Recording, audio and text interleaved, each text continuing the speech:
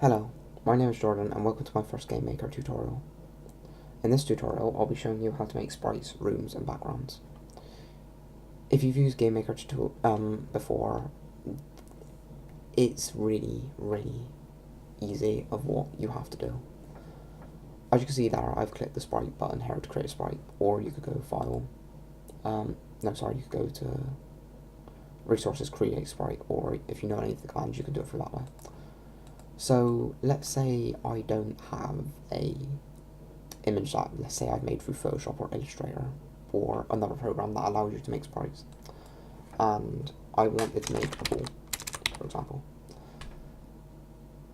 Basically, Gamemaker has its own art palette, if that makes sense. It has its own, similar to how paint looks and stuff like that, as you can see here. Oh, first you basically need to create a new sprite and if an average sprite is 32 by 32 width and height. As you can see here, it's created the image. You now click onto it, and as you can see, it's created a sort of, I guess you could say, a paint sort of background. Now, once you have this paint background, if you zoom in, as you can see, it's using blocks because obviously it's sprites. Now, let's say, as I've put here, I wanted to make a ball, so I do that. As you can see, very sprite looking. You could then fill in the areas. Let's say I wanted to make the middle blue, and let's say I wanted to make the outer bit pink. Ooh. This is quite the annoying thing about Gamemaker, is if you're editing images like this and you wanted to use the fill bucket, each different bit is its own sort of, I guess you could say, like layer or something like that, because it's all different from each other. But okay, now that I've made my ball, I'll then take it, and that'll be that. Now, the next thing I wanted to make is a room. So if I was to go to rooms, background. Basically, to create a room, you need a background first, unless you're using objects that you've already made, which I'll go in the next tutorial. Again, it's very, it's sort of the same sort of look. Like, you can basically add how you want the sort of background to look. So let's say I was doing it with a pink outline, and let's say I was to get that, and it would be green inside. And if I was to get, let's say I was to make the sky, I don't know, like a red colour. So then goes that, then goes that.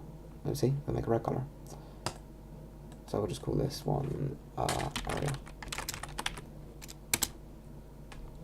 As you can see, it's made that now. Once you have that, once you have your background, you're able to make rooms. Rooms are basically where your character will interact and move around and do the levels, basically. Once you've basically clicked the room button up here, you can go to your backgrounds, and if you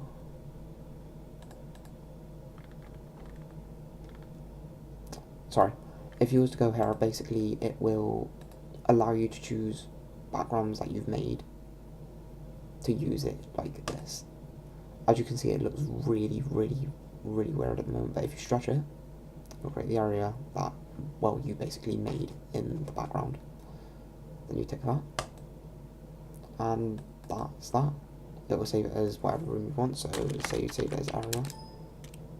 Oh, one problem is that you can't name, let's say I had a background called area, you can't name the room area either, so you'd have to call it area 1, or something similar to that.